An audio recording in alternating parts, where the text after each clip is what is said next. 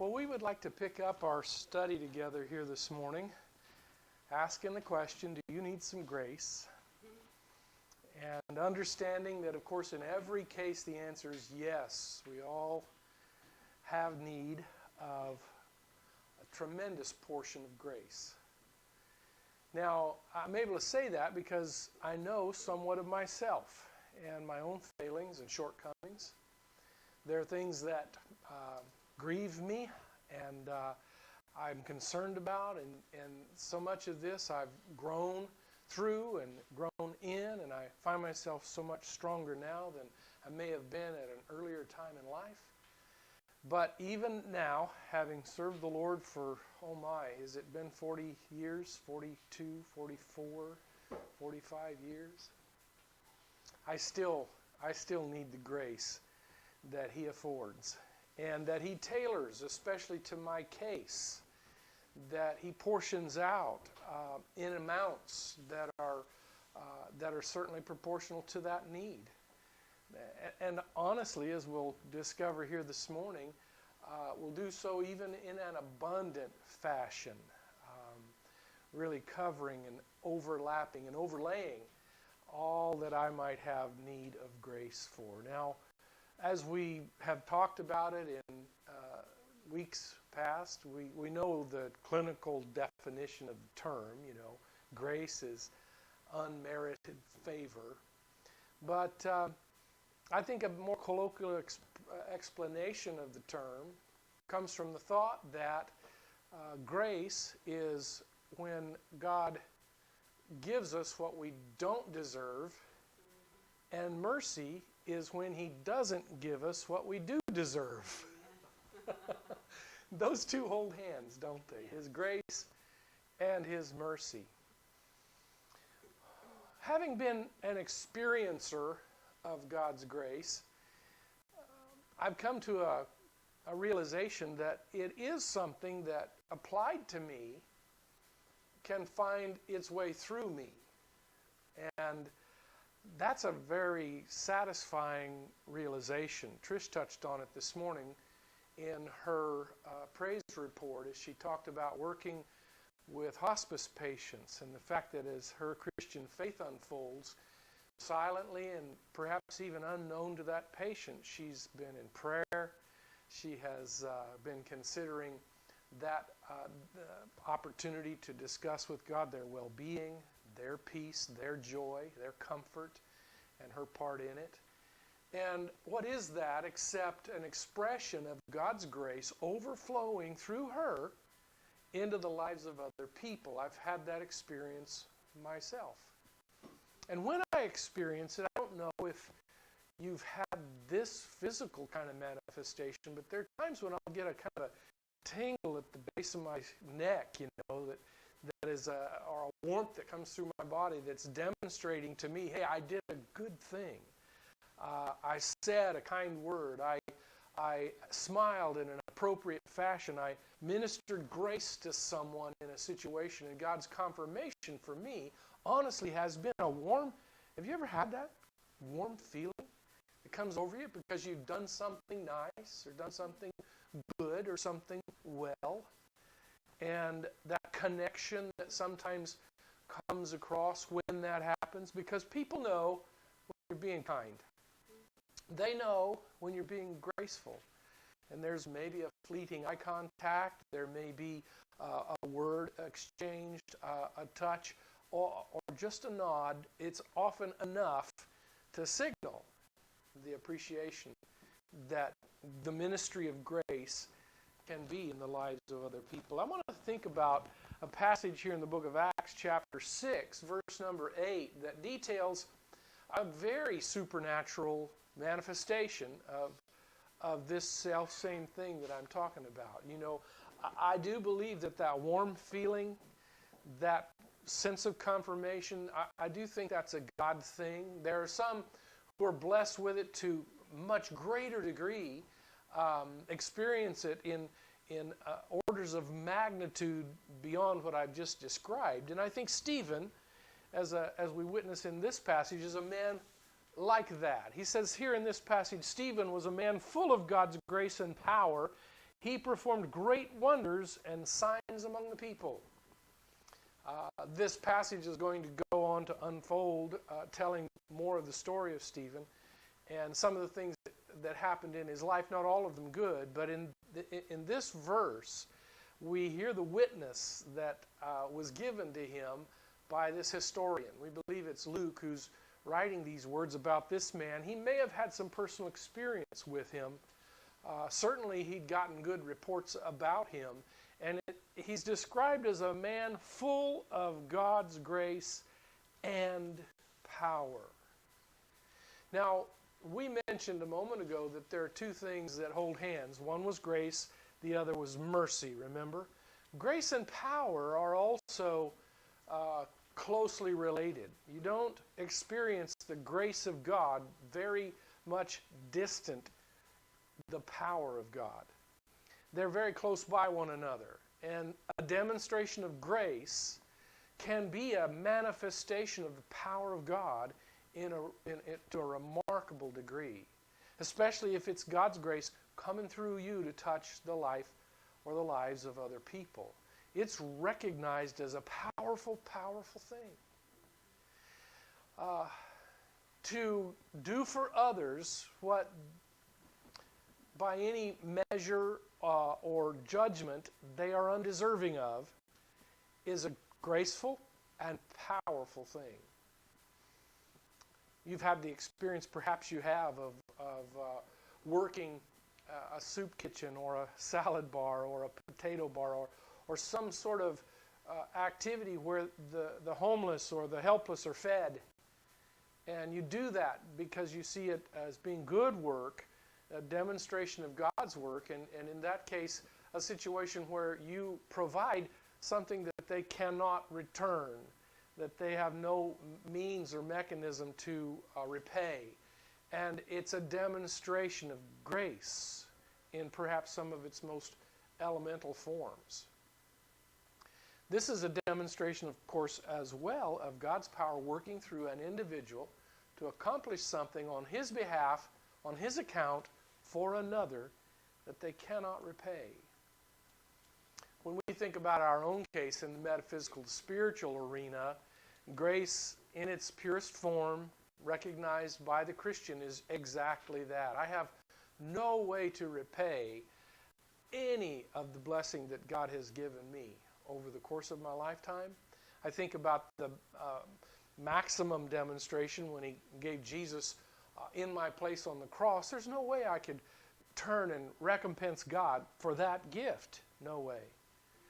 But I also think about the gift of a good wife and a wonderful family of gracious, wonderful children. I'm so undeserving of all that, and yet God's gift and demonstration of his love and power in my life has blessed me with that. There's no way I could repay. The only thing I can hope to do is to try to be the best husband, the best dad that I can be. And do you know how short I fall of those goals and objectives? As short as you do. That's why we all need grace. We all need grace. And grace ministered in a family, grace of God that comes through and to those in that family, it's a powerful, powerful thing.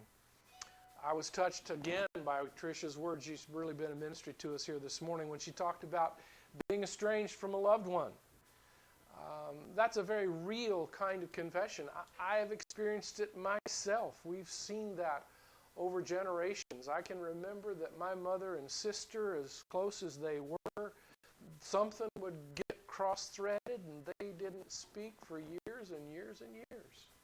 And then when the watershed finally broke, the dam burst forth, the whole thing flipped. And they were inseparable. But for whatever reason, I don't think either one of them really knew. They were at odds.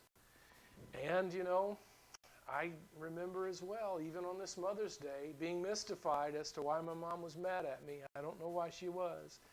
But we went months and months. And, you know, that coldness was there and that distance was there. And then just as soon as it came on, it was gone. And like Trish, I just rejoiced in it. I never came back with recrimination to say, Mom, what did I do wrong? Or what was wrong? How come that? We just acted like it didn't happen and we moved into the next phase I don't know if that was healthy or not. I know it was real. I know it happens. I know it takes place. That's why grace can be so important in a family. Whatever those grudges are and things that hold us apart and keep us apart, at a certain point we sometimes need to, maybe we can just flip a switch. I think that's what happened with God. He decided these people are helpless. They have no recourse. There's nothing they can do on their own behalf to find any way into heaven. And so he flipped a switch. Somehow in his mind, before the foundation of the world, he knew the need, and he decided Jesus was going to be the answer. In making that decision, he held that course throughout the millennia, and even today offers forth that remedy for sin, and it's by his grace. This man, Stephen, was a man full of God's grace and power, and it says he performed great wonders. Graceful people moving among the lost, moving in their workplaces, moving from place to place, just doing their daily activities, are recognized as often performing great wonders. Facebook has its foibles, but there's also quite a little bit of good that can come across it, especially if you kind of tailor your news feed properly. I've done a little pruning and trying to minimize, some of the strident political views that I often get presented with. But I also have found that there are some good reports, and I'm really, my heart is warmed when I hear of a young mother who makes her praise report, really, on Facebook, stepping up to the counter there at the Walmart to realize that the older gentleman in line ahead of her has already paid for her groceries, pull up. That's happened to me. I went down here to the little taqueria. It's actually a sort of a semi-grocery store, convenience store, but they've got a taqueria in the back, and I was just crowing about how good their chili verde burrito is. Have you tasted it? Before you do, you've got to ask Gabriel. Gabriel, are you mad at your wife? Because if he's mad at his wife, the salsa is going to be especially hot. Oh, wow. It's going to be especially hot. So how are things at home, Gabe? Oh, they're okay. They're good. So easy on the salsa.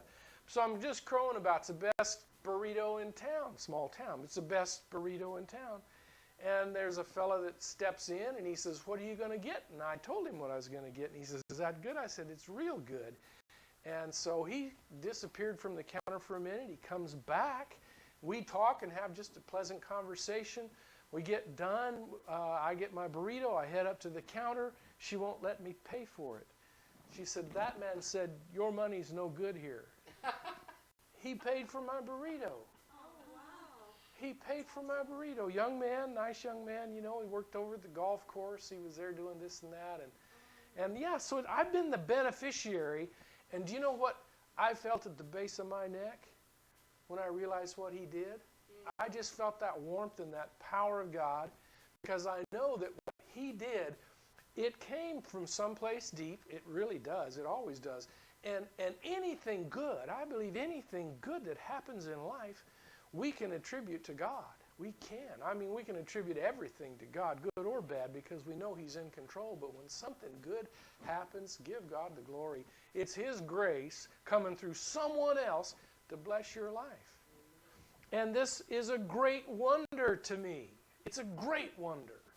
Stephen was a man full of God's grace and power. He performed great wonders. If he walked through Walmart today, there'd be a wake of great wonders in tow, He'd move through the space and folks would notice. He'd smile broadly. He'd have a cheery word to say. He might find somebody who he could help at the checkout line. He might help someone load up some groceries into their car on his way out. He might do all manner of great wonders and signs among the people. You hear what I'm driving at? We're thinking about raising the dead, maybe he did that, I'm not sure. We're thinking about healing those that are sick and straightening the feet of the lame. Perhaps those are things he did do. They're very, very indication he could do that. But I think perhaps more often than not, it's the more mundane, the things that are closer to home, the things that people really, really notice. And as great as it is to say to someone, take up thy bed and walk and straighten the legs and ankles of the lame, to help a single mom get pablum for her baby, is no less a great wonder. Stephen was a man full of God's grace and power.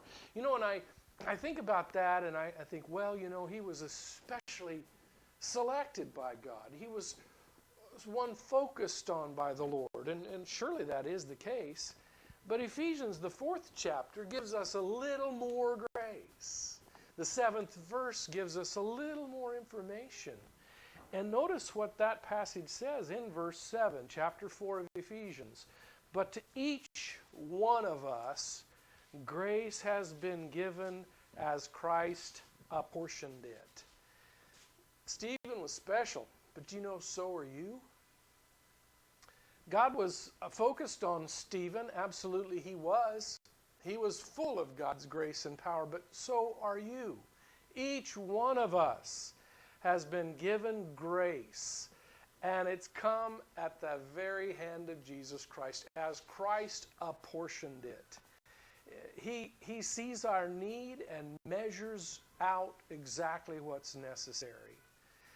Now, I can't help but think that one of the reasons that Stephen seemed to be the recipient of so much greater portion of grace is because his need was greater. You know why? He kept giving it away. Think about it just a minute. God blesses the generous. I think he does. I think he blesses the generous. So that if he sees someone who's especially effective at outreach and ministry, especially effective at providing for the needs of helping others who are struggling or what have you, then he seems to apportion a greater amount. You need more grace. I know we ask the question, do you need some grace? Maybe we should say, do you need some more grace? Well, be more gracious. Be more generous with what you have by way of God's blessing in your life, sharing it roundabout, indiscriminately. You know, bless them all at God's sort amount. God looks for those opportunities. He's going to, it seems to me, apportion grace to those who spread it widely, cast it abroad, and are not withholding it in any stretch. I just know in my own testimony, in my own life, when my fist is open, God's got room to fill it with his good. But if I close it and want to keep it, there's not much more that can get in. So being that generous spirit, that gracious and graceful, is, I think, so much more keeping in the Spirit of Christ. He's given to each one of us grace. And it comes by this portion that we're talking about here. He'll give you what you need. I just hope you need more. I hope that you have just kind of a pipeline existing in your life. This kind of a gracious, maybe it's a fire hose experience for you. God's grace coming in, just as much of it goes out as he provides. I just hope that you can be a conduit of God's grace. Conduit of God's grace. I used to irrigate when I was a boy, young man, 15, 16 years old. Actually, earlier than that. We started irrigating tomatoes, and I think we irrigated corn.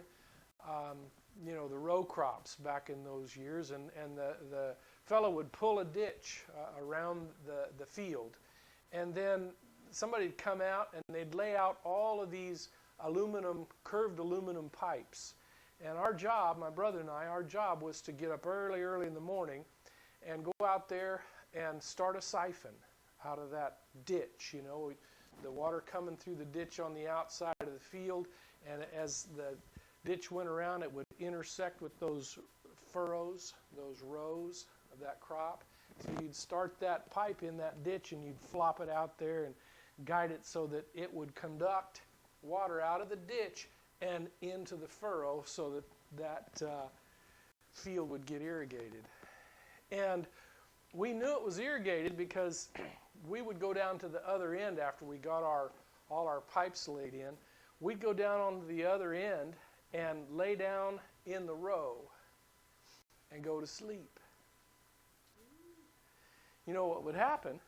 Well, if you laid down there with your feet headed toward the water, your feet would get wet. It'd wake you up. And you knew it was time to go reset your pipes. That's how we did it. That's how we did it. We just waited for that to flow and alert us to the greater need as we went along. So we were irrigating. We would start out earlier in the morning, and then, you know, we'd work a little bit and sleep a lot. Work a little bit, sleep a lot. We always had wet feet. And sometimes if we didn't wake, you know, it'd get hot. It'd get really, really warm. We'd take a tarp and kind of cover up, make a shade. And sometime after it got hot, it felt a lot better just to let the water come a little further up. You know? And enjoy that. You know, I can't help but think that flow, once begun, has its purpose and its goal. You know, it's going to irrigate that field and it's going to cause those seeds to grow. But somebody's got to disperse it. Now, God will do a lot on a direct and hands-on approach on His own. You know, I mean, I'm really grateful and thankful that He has that capacity. There are times that He can just focus on and get His will accomplished directly with people. But if we'll pause for just a moment, think about our own case and maybe those of our loved ones, more often than not, God's blessing, God's grace has come because someone else wanted to spread it to us. We didn't have the idea originally, you know. It didn't come to us on its own, you know, in an epiphany. Some people get that, but more often than not, someone else alerted us to our need for it, or perhaps provided somewhat to us so that we could get that portion of grace that Christ had for us. He's provided it, but some of us didn't know it was available. Some of us weren't aware of the resource, and we didn't take advantage of it. I'm so thankful that grace often comes through this conduit of other Christians into our lives. You think about your own case. I know for me, I became aware of God's claim on my life, began to be aware of it even as I was about 9 years old. At that time, you know, we were going through some circumstance in our family that very concerning. You know, there was my alcoholic home. My dad was struggling with that demon, and at a certain point decided he needed to change. And he started that change himself at 9. He finished, he took several very important steps, and by the time I was 12, he was an alcoholic, but he was no longer drinking. You know, he started the process when I was 9. We got connected to a little church out here in Rioso, and one thing and another. I remember going to Bible camp, you know, when I was about 15 and a half, 16, 17, and finally came to know the Lord in a more full, a more complete, more aware way.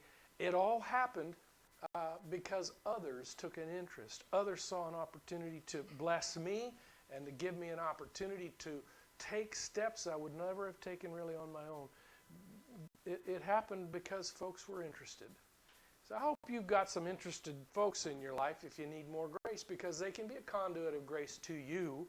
But I hope you're also a person interested in the case of others, realizing that you can be that conduit as God apportions to you, that you can minister His grace to the lives of other people. Now, 2 Peter, the first chapter in verse number 2, is a kind of salutation that the writer is given to his readers. He's greeting them here, and he's giving them some well wishes.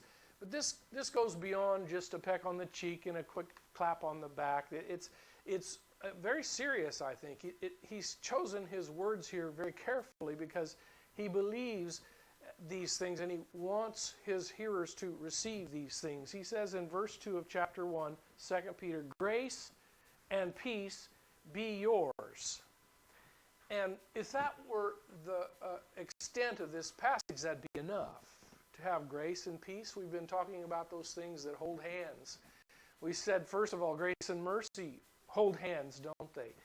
Grace and power hold hands, don't they? Grace and peace hold hands as well. This writer wants you to have, wants us to have, wants me to have grace and peace in our lives. Peace comes to us in so many different ways. Worry does too. How many of us can testify to that? We know worry comes in many, many different forms, many, many different ways, and round the clock. Peace can come, though, when we realize that God's grace has been applied to us. You're not going to have peace with God and with man when I know God's grace is upon me. When I know that I'm accepted in the beloved, when I know that I'm not rejected, that I haven't been cast out, when I know that I am one in line for and in reception of the love and the concern, the care of God, you see. And as well, when I'm being blessed by other people who, because of grace working in their lives, are willing to bless me too. You know, the peace comes when I realize, well, I am cared for. I'm cared for in every arena and from every angle. I have the attention of the Almighty and His people on planet Earth. You know, everybody loves me. Everybody. That's a blessed place to be in. Are you in that place? I hope you are. I hope you are. Grace and peace be yours. But notice he says, in abundance. You know, if it was just grace and peace, that'd be one thing. But he talks about that apportioning of his grace. We mentioned it a moment ago, giving you what you need. If you need more, he'll give more. If your conduit is small and restricted and you're not allowing much through, he'll give you enough for yourself. But if you've got a big old fire hose of blessing that's coming in and going out, you're just really awash in the blessing of God and the grace of God, and you're applying it to the lives of other people. Every opportunity you get, He's going to apportion more to you. That comes out of this abundance that He's capable of here. Grace and peace in abundance. I know that as we've discussed this over the course of time, I talked to you about Paul's experience of God's grace. When he had that thorn in his flesh, do you remember that? We discussed it. And Jesus, after he had prayed to him 3 times, let this pass from me, Jesus said something very striking. He said, my grace is sufficient. And our illustration was that it fit like a glove.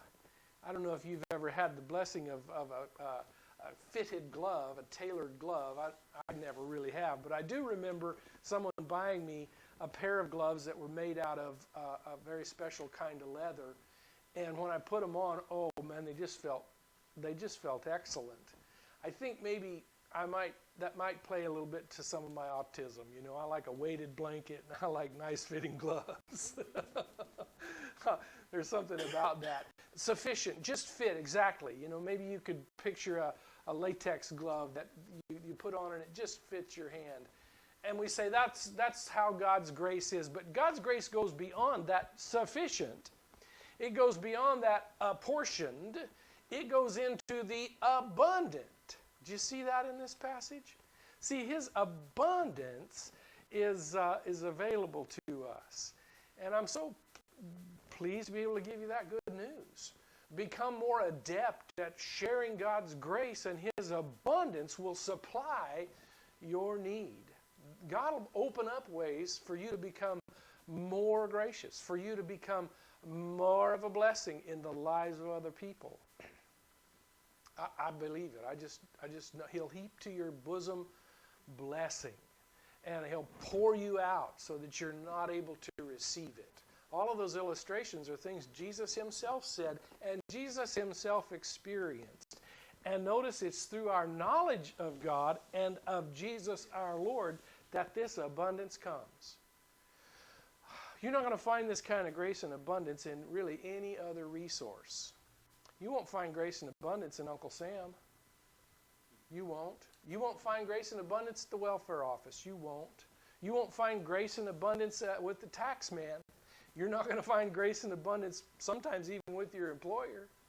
But you know what? You'll always find grace and abundance in the knowledge you have of God and the Lord Jesus. We're going to find that when we're serving Him, it always pays off. It always pays off. Maybe not monetarily, but sometimes even monetarily. I can't tell you how often there's been a need, and God moves on me, and I just move. I say, okay, freely I've been given, freely, I freely give. And so there have been times I have in the back of my neck, I get that little cold feeling that says, okay, well, I'm going to give this, but how am I going to do what I need to do? Well, I ask the question, and then I have the confidence. God comes through. God comes through. He's going to come through for me because He knows I got this fire hose kind of thing happening with that grace deal, that He's going to come back in and backfill that need. He always does. He always does. And when He doesn't, it's because He's trying to build my faith. And I know that's the case. Grace and peace be yours in abundance through the knowledge of God and of Jesus our Lord. So, Hebrews chapter 4, verse number 16. This is really our opportunity. With all this information that we've shared with you on this subject thus far, Hebrews 14, verse 16 is an amazing invitation. You don't have to be standoff at a distance. You don't have to feel like an orphan boy at a picnic. You can step right up to the bar. You can approach God's throne of grace with confidence. And he says, let us then approach God's throne of grace with confidence, so that we may receive mercy and find grace to help us in our time of need. As God begins to build your ministry, it's to think about it in these terms as you begin to strike out, as you begin to risk a bit of graciousness on your own part, becoming a conduit of God's grace and mercy in your own life. God begins to invest in that and to build that, I believe. We're going to need more of that resource the more He builds into us that ministry. And notice, as we need more, there is more available. We may receive mercy and find grace to help us in our time of need. I'm convinced that so much doesn't happen because we're afraid to go to the throne with it. There's so much that's left undone because we won't get into the throne room. That we'll stand out in the foyer. We'll be out in the parking lot. And we won't be on the property. So much is left undone because we haven't come before the King. Do you have a dream? Do you have a vision? Do you have an idea? Is there something that fires your imagination that you think could be amazing in outreach and ministry for God? Well, risk it. Get into some kind of conversation with the King who can do something about that. Come before the throne of grace. This is an invitation to a conversation. It's an opportunity to come in and plead your case. It's a chance to step in before the one who's got all the resources and can come through in abundant ways to meet the need. He just has to know what your idea is. This picture being painted here is one of majesty, of course, but it's also one of intimacy. Do you understand that? You come before the throne of grace. You have opportunity to come into great, close proximity with the King Himself, to speak to Him of your need, to discuss with Him what the circumstance might be, and to receive.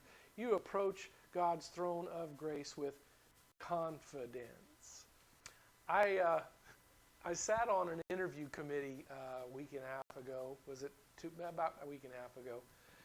Two young men were applying for a position at our county Office of Education to work in the IT department, and I was asked if I would sit on the committee and ask certain questions and such.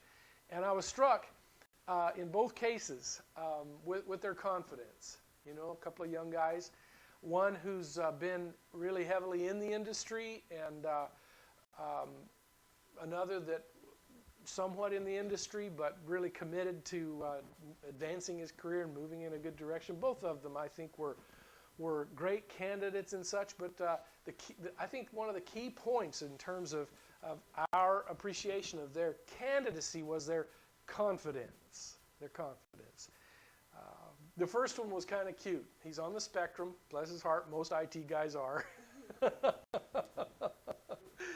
And it took him a minute to get his roll on, but once he started, you could just see the fire start, and he really was excited and animated, and he, you know, when we'd ask a question, oh, he knew the answer to that one, and when he didn't know, you know, maybe he was less so. There were a few technical questions in this evaluation that we were doing. But in any case, it was neat to see their confidence and to recognize. And the beauty of that is that because of that, I think we were more inclined to them. We were, you know, they leaned in, and so did we. That's a key feature of an interview. Now, there's probably, I guess, in the earthly realm, a little bit of a fine line between confidence and cockiness, you know. But being open-faced and looking up and making eye contact and leaning in, and, you know, that's all good. In both cases, what was really striking is they left their phone on the floor. The first thing they did, put it in silent, put it on the floor, because we were going to be the center of that meeting. That, you know, that's a very powerful tool. When I do an interview, this is just a little bit of a you know, pointer. I watch for, where's the cell phone? Where's the cell phone going to be? Because I know they've got one. If they put it on the table and it's right in front of them, and then, you know, they're checking it while they're, you know, nah, I'm sorry, not going to work. Leave the phone in the car, man. Put it on silent. Take your watch off if you got one of those watches that vibrates when you get a text. That's the worst thing when you're interviewing. What happened? He get electrocuted? Yep, he got shocked. Confidence. We can approach God's throne of grace with that kind of confidence. Got a project you want to do, something you're fired up about, something that you think you need his help with. If you can't get that help anywhere else, this is the best place to get it, because he's got all the help there is. He's got all the resources there are, and he's got all the capacity to apply it perfectly. And guess what? Often he wants to do it through you. That's what's amazing. He's selected you for that. He's got his finger on the button. He's ready to pull the trigger so that you can get your fire hose out and start blessing them all. Let God sort them out. Okay? Help you in your time of need. 1 Peter chapter 4, verse number 10. And this is, I think, where we're going to end this morning. Let me double check. No, we got two more verses. I just want to get to this one and one more. 1 Peter chapter 4, verse 10. Each one of you should use whatever gift you've received to serve others. Pause for just a moment, because the word gift, this isn't just holding hands. This is grace. In this passage of Scripture, the same word is translated two different ways, because it's two different ideas. There's the grace, God's grace we have at the end of this passage, but this gift from the same root word.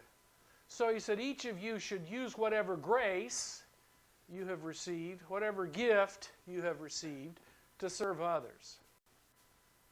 That conduit that I'm talking about, God's grace in you and through you upon others. That's more often than not, I mean, honestly, we intimated it a moment ago, but that's more often than not how God's grace does get applied, is through you, through me, through us, to others.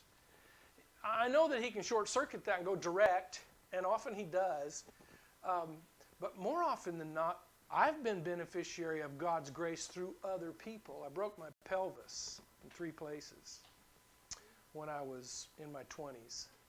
And I was flat on my back for months and months. Couldn't even go to the restroom by myself. And it was terrible, terrible place to be in. Did not know what I was going to do next, how I was going to provide for my family, what was going to happen, how I could even keep the house warm. We had a fireplace there. I couldn't even get the wood up, you know.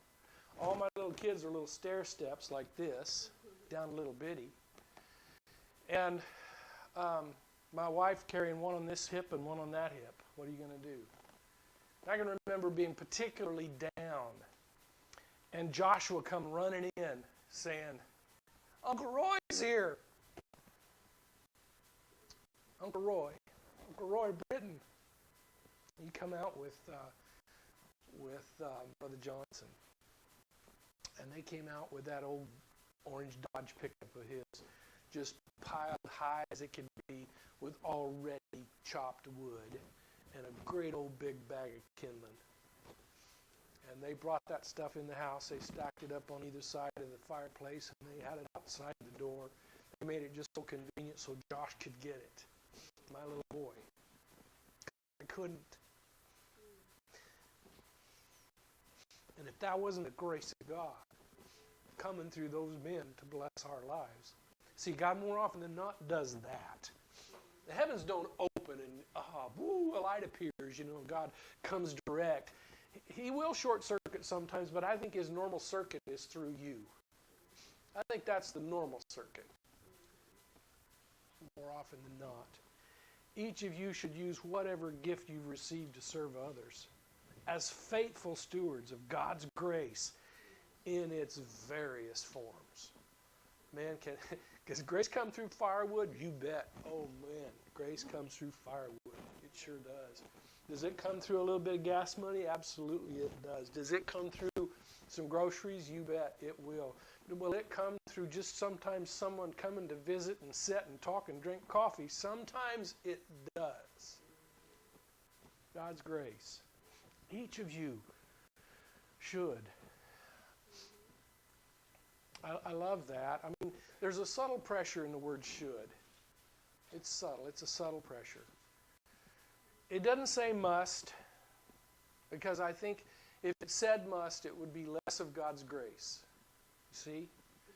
Even in this, God is being graceful. He knows how sometimes this is a little uncomfortable for us. Because sometimes we don't know if we should just go visit. We don't know if we should stop by. Well, they've got their own lives and they're busy and they don't want to mess with me. You know, I mean, we're sometimes hesitant. We don't know if we should. And so sometimes we don't. I'm glad he didn't say must, because he does allow a little bit of autonomy in this regard. But he does say you should. Each of you should use whatever gift you've received to serve others. Do what you can. Do what you can. And if you're sensitive, you'll find out how needed it is. You'll find out how valuable it is. It'll become apparent to you because of that warm feeling we started with. You'll understand when the contact point happens. You'll be aware when the chills start, when that warm feeling is cultivated at the base of your neck. You'll know that God's Spirit is in this and invested in this, and His grace is coming through you to others. Man, that's a key thing to keep in touch with. God blesses you with that feeling, that sense, that awareness, because He's using you as a conduit of His grace. Each of you should use whatever gift you've received. Whatever gift. Whatever gift. Whatever gift. Don't think anything you've received of the Lord or of His people or blessing in your life is insignificant or unneeded. Whatever you have. Gil Smith had an old green Ford car. I can't even... Fairlane, yeah, that Ford Fairlane. That old thing, oh my word. It wasn't much. I mean, it wasn't much at all.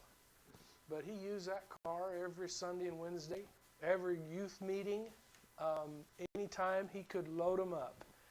And I can remember getting in that thing, and I'd be over here in this corner of it, and I kind of situated it so that little dark-haired girl could sit right here, you know. And then there was another kid down here at my feet and floorboard, and another in the middle there, and another in the middle over there, and we loaded that thing up, and we'd go to youth group, we'd go to church, we'd go to Sunday night, we'd go to Wednesday night. Well, I mean, and then we'd stop on the way, get ice cream on the way back. Well, I mean,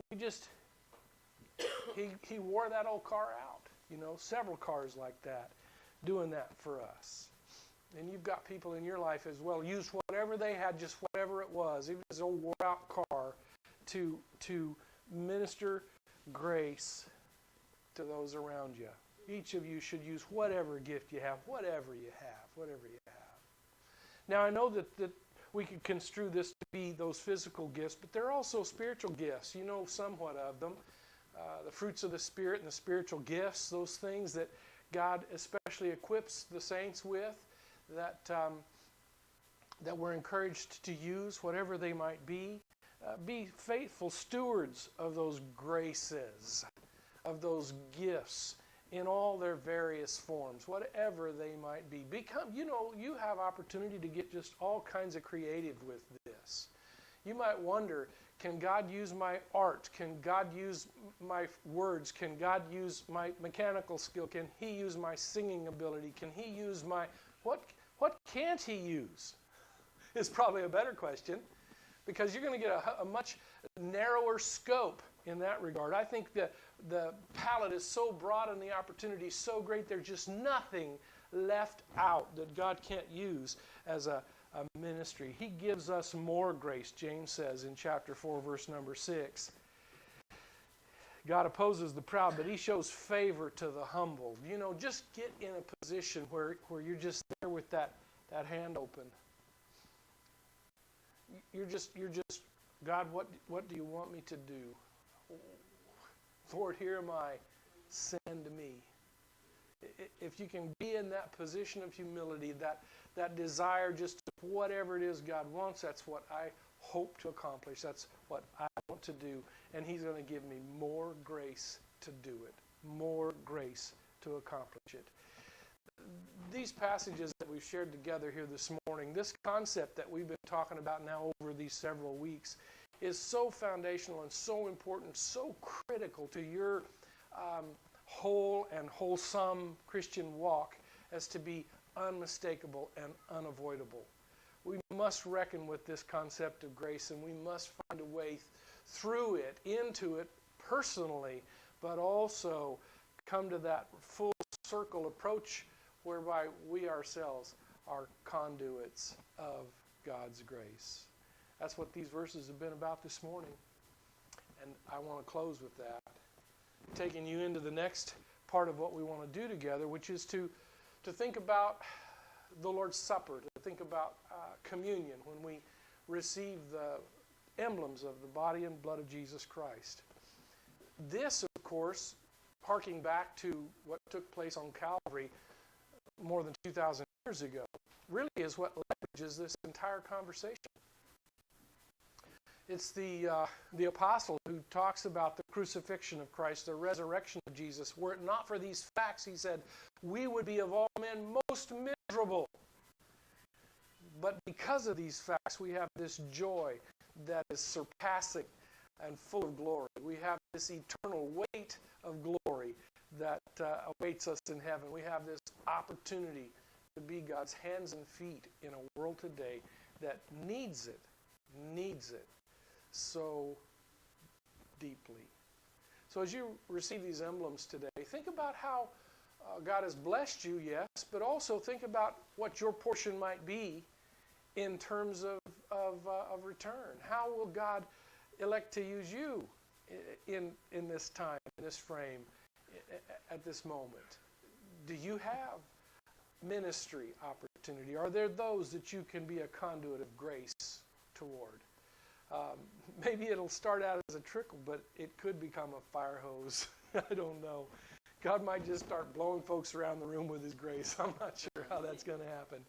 But I know that He's going to provide you exactly what you need and even more as you go on and begin to exercise it in His name. Let's have a word of prayer. The brother will serve us the emblems, and then we'll be concluded. Father in heaven, it is good to be here today to have a chance to discuss this passage, these passages, this concept. I want to thank You for directing our thoughts and moving us through from verse to verse, building in them an idea and sharing it with us here today. Bless us, Lord, as we seek to be Your people and seek to be an influence of grace in the world around us. God, I know that we have need of forgiveness in that arena. I know I do. I need to be that person that better represents You in the world. And I pray that there would be more and more of you, less and less of me, that your grace and mercy might show and shine through in wonderful ways in my life and the lives of these here today. Bless them as they receive these emblems, this bread representing the body of Jesus on the cross of Calvary, broken for us and in our place, by whose stripes we are healed. And I pray, God, as well, that you'd bless them as they receive this cup, which is a token of your blood poured out for many, offered in the Holy of Holies once for all, that all might be saved. Bless us each as this blood washes away our sins. In Jesus' name we pray. Amen.